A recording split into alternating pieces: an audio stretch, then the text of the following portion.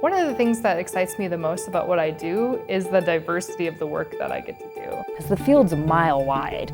It touches a lot of different things. There's so much more awareness around and need for our services that I think it'll be really hard to turn the clock back.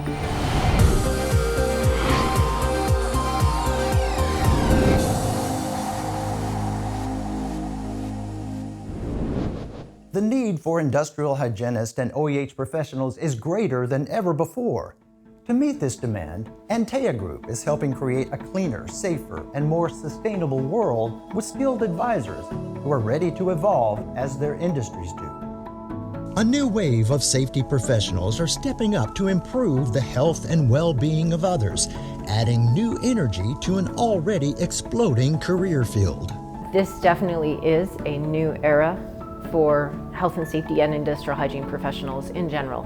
Jobs for occupational health and safety professionals are expected to increase more than 10% through 2026, a rate higher than most other professions. The field is just going to keep getting bigger, and we need to keep up with it and stay ahead of the curve. Staying ahead of the curve means industry professionals must adapt as workplace safety evolves and diversifies. Antea Group's industrial hygienists are a fairly unique breed. We're very diverse. Actually, we're incredibly diverse. And we're sought out by clients specifically because of that diversity of services, which to me it's one of the great things about why I work here. Every day is a new surprise.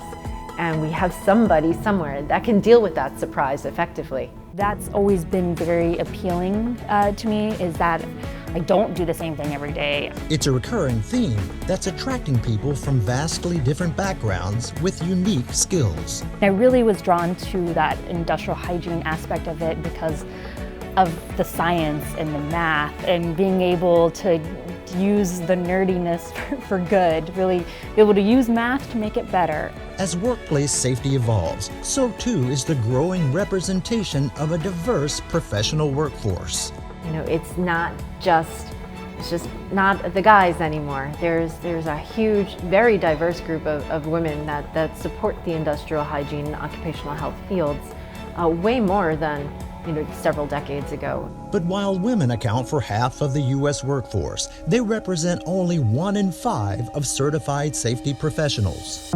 So for me, it's very important to serve as a role model myself for a lot of our upcoming industrial hygiene practitioners that are much younger women than myself, in order to show them, look, this is a viable career path. This is a rewarding career path. This is something that you can build upon, take your technical skills and your passions and succeed with.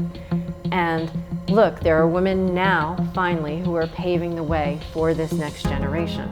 Attracting and retaining future generations to this profession requires a fresh understanding of what industrial hygienists actually do. I think the biggest misconception about the IH profession is that it's all about working in factories and heavy machinery, and that it's all very industrial. A career that's viable, critical, and in high demand, found in every corner around the world.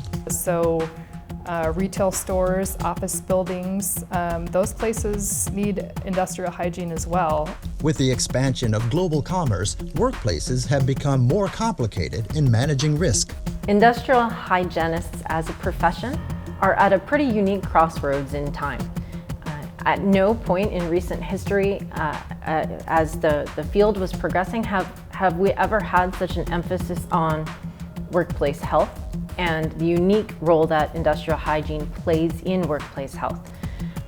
Especially with the advent of COVID, we have a new seat at the table that we never really had before.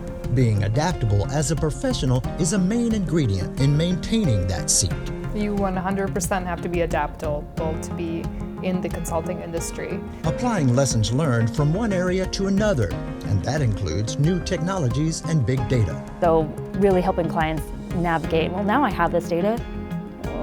What does it mean? What do I do with that data?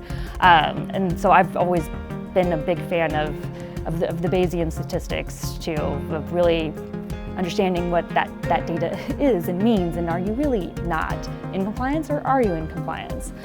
So kind of that art of industrial hygiene and the science of industrial hygiene and professional judgment. Having to be both investigator and a scientist, which could explain some of the misconceptions people have about the profession. I can't tell you how many times I've gone to a client location and had to endure Ghostbuster jokes because of all of the equipment that we might have with us.